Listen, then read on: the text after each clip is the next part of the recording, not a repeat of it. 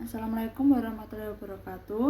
Halo teman-teman, halo Pak Eko. Perkenalkan, nama saya Winona Rasya Esperanza, berasal dari kelas 10B, absen 34. Jadi, di video kali ini saya ingin mempresentasikan mengenai kerajaan Tarumanegara. Sebelum saya membahas pembahasan lebih lanjut, saya ingin memberitahu apa saja yang akan saya bahas di presentasi kali ini. Jadi yang akan saya bahas di presentasi kali ini ada 6 poin. Poin pertama yaitu pengertian kerajaan Tarumanegara. Poin kedua, latar belakang berdirinya kerajaan Tarumanegara. Poin ketiga, masa kejayaan kerajaan Tarumanegara.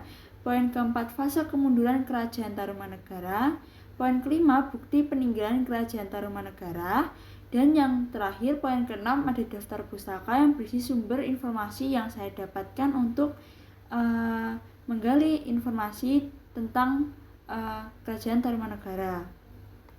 Selanjutnya kita akan masuk kepada pembahasan yang pertama, yaitu pengertian dari kerajaan Tarumanegara. Jadi kerajaan Tarumanegara ini adalah salah satu kerajaan tertua di Indonesia, yaitu tertua kedua setelah Kerajaan Kutai dan kerajaan tertua di Jawa Barat yang meninggalkan catatan sejarah. Nah, Tarumanegara ini itu berkuasa dari abad keempat sampai abad ke-7 Masehi. Dari catatan sejarahnya dan artefak yang ditinggalkan, kerajaan Tarumanegara ini merupakan kerajaan yang beralirkan Hindu. Oke. Selanjutnya, poin kedua, ada latar belakang dari kerajaan Tarumanegara. Jadi, pada tahun 358 Masehi, Jayasingawarman ini mendirikan kerajaan Tarumanegara setelah melarikan diri dari kerajaan Magadha, India. Setibanya di Nusantara, ia ini membuka wilayah baru di sekitar Bekasi dan membangun pusat pemerintahan yang berkembang menjadi salah satu kerajaan Hindu tertua di Nusantara. Nah, setelah Jayasingawarman wafat, kepemimpinan ini dilanjut oleh menantunya Dharmayawarman yang mempertahankan stabilitas kerajaan dan memperkuat sistem pemerintahan. Namun, kejayaan Tarumanegara ini baru mencapai puncaknya di bawah kepemimpinan Purnawarman, yaitu cucu Jayasingawarman pada abad ke-5 Masehi. Nah, Purnawarman ini dikenal sebagai raja yang bijaksana dan kuat. Salah satu kebijakan utamanya adalah pembangunan kanal dan sistem irigasi untuk mendukung pertanian serta mencegah banjir. Nah, keberhasilannya dalam pembangunan dan pemerintahan ini itu menjadikan Tarumanegara sebagai salah satu kerajaan terkuat di Nusantara pada masanya. Selanjutnya, pada poin ketiga ada masa kejayaan kerajaan Tarumanegara. Jadi pada abad ke-5 Masehi, kerajaan Tarumanegara ini mencapai puncak kejayaannya di bawah kepemimpinan Raja Purnawarman, seorang pemimpin bijaksana yang dikenal karena kebijakan inovatifnya. Sebagai penganut Hindu Waisnawa, Purnawarman ini memuja Dewa Wisnu sebagaimana tercatat dalam prasasti Ciaretun yang menyamakan jejak kakinya dengan jejak Wisnu sebagai simbol kekuasaan. Nah, demi memperkuat kerajaan pada tahun 397 Masehi ini, Raja Purnawarman membangun ibu kota baru bernama Sundapura yang terletak lebih dekat ke pantai, sehingga letaknya ini menjadi strategis dan mendukung perdagangan dan pertahanan kerajaan. Sementara nama Sundapura ini kemudian menjadi cikal bakal istilah Sunda yang berkembang sebagai identitas budaya masyarakat Jawa Barat. Nah, lalu untuk meningkatkan kesejahteraan rakyatnya, Raja Purnawarman ini juga memimpin proyek besar, yaitu penggalian kanal sepanjang 12 km di Sungai Gumati. Kanal ini itu dibangun untuk mengatasi banjir, sekaligus memastikan pasokan air bagi pertanian dan selama musim kemarau. Nah, keberhasilan proyek ini tuh juga dicatat loh dalam Prasasti Tugu, salah satunya peninggalan penting dari Kerajaan Tarumanegara.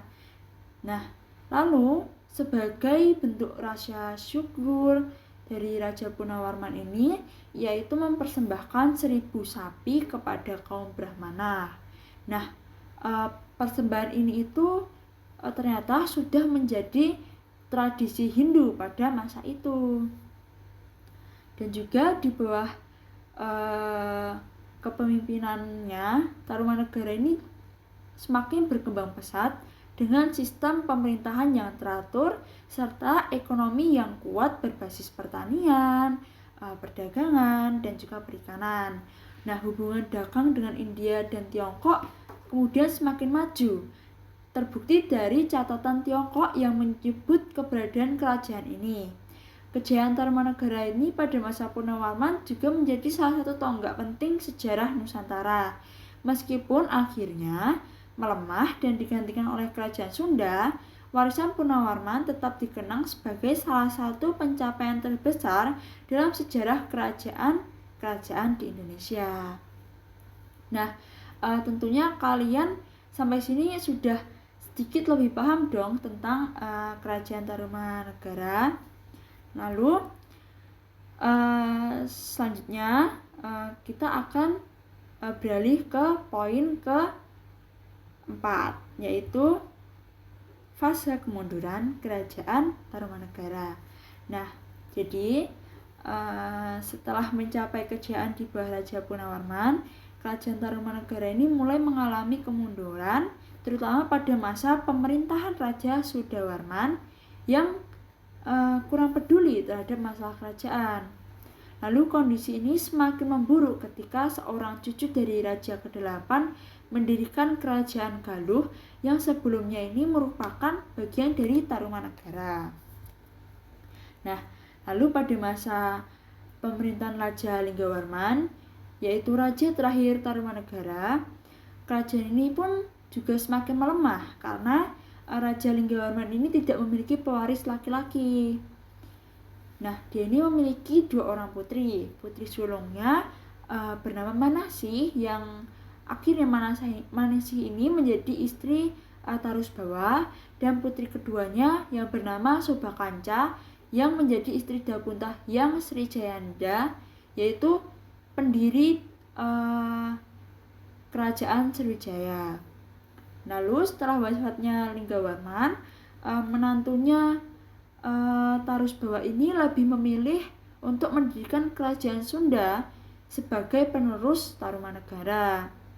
Sementara itu, selain dari Tarusbawa yang lebih memilih untuk membangun Kerajaan Sunda sebagai penerus Tarumanegara, selain itu juga ada tekanan dari luar, yaitu tekanan dari Kerajaan Sriwijaya.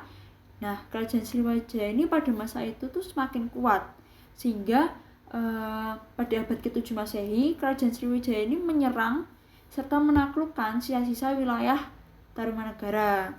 Nah, jadi dengan perpecahan internal dan juga adanya tekanan dari Sriwijaya, Kerajaan Tarumanegara ini akhirnya runtuh dan wilayahnya terbagi antara Kerajaan Sunda dan juga Kerajaan Galuh, yang saat ini juga menjadi cikal bakal kerajaan-kerajaan di Jawa Barat.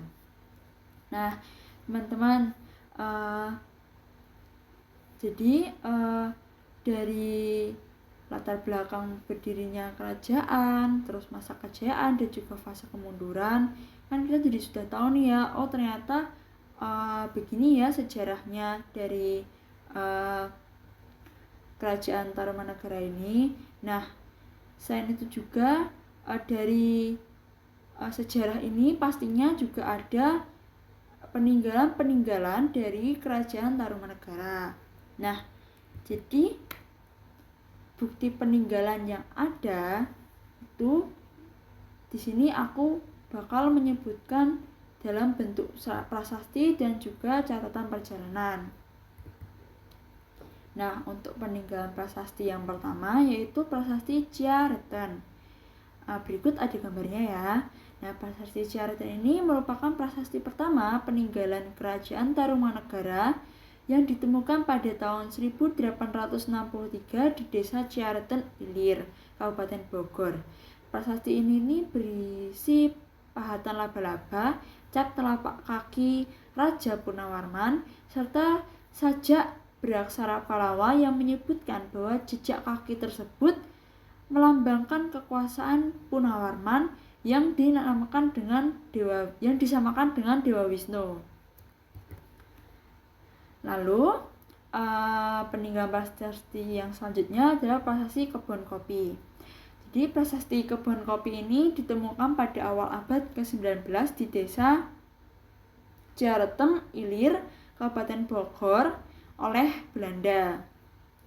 Prasasti ini berbahasa Sanskerta dan memiliki gambar telapak kaki gajah yang diperkirakan sebagai tunggangan Raja Punawarman. Nah, di gambar ini ada gambar telapak kaki gajah ya dalam prasasti ini. Oke, next. Yang ketiga ada prasasti Tugu. Prasasti Tugu ini ditemukan di Kampung Batu Tumbuh, Desa Tugu, Koja, Jakarta Utara. Nah, prasasti Tugu ini dibuat pada masa kejayaan Raja Punawarman dan prasasti ini merupakan yang terpanjang di Kerajaan Tarumanegara. Isinya mencatat penggalian Sungai Candrabaga dan Sungai Gomati di Bekasi yang bertujuan untuk mengendalikan banjir dan mendukung pertanian. Prasasti ini ditulis dalam huruf Pallawa dan bahasa Sanskerta. Berikut ada gambarnya juga. Lalu selanjutnya ada prasasti Pasir Awi. Prasasti Pasir Awi ini ditemukan oleh seorang arkeolog berkebangsaan Belanda bernama N.W. Hopperman pada tahun 1864 silam di kawasan hutan Cipamingkis, Bogor, tepatnya di Bukit Pasir Awi bagian selatan. Dalam prasasti ini juga terdapat telapak kaki dan tulisan Pallawa. Lalu selanjutnya yang kelima ada prasasti Cidang Hyang. Prasasti Cidang Hyang atau yang juga dikenal dengan nama prasasti Munjul ini ditemukan pada 1957 di Kampung Lebak, tepi Sungai Cidang Hyang, Kecamatan Muncul, Kabupaten Pandeglang, Banten. Prasasti batu yang ditulis dengan teknik pahat ini berisi pujian-pujian kepada Raja Punawarman. Lalu yang keenam ada prasasti Muara Cianten yang ditemukan pada tahun 1864 silam di Desa Cianten, Bogor, Jawa Barat. Prasasti ini itu memiliki kemiripan dengan prasasti Awi tadi, yakni terdapat gambar telapak kaki dan pahatan tulisan ikal. Oke. Selanjutnya prasasti yang terakhir di pembahasan ini adalah prasasti Jambu. Jadi prasasti Jambu atau prasasti Pasir Koleangka ini ditemukan di Bukit Pasir Koleangka, Lewilang, Kabupaten Bogor. Prasasti ini itu berisi pujian terhadap Raja Punawarman yang digambarkan sebagai pemimpin gagah, adil, serta tak tertandingi. Ia ini dikenal menaklukkan kota-kota musuh dan baju zirahnya tak dapat ditembus senjata. Nah, setelah adanya peninggalan prasasti ini, saya juga akan menyebutkan peninggalan catatan perjalanan yang ada.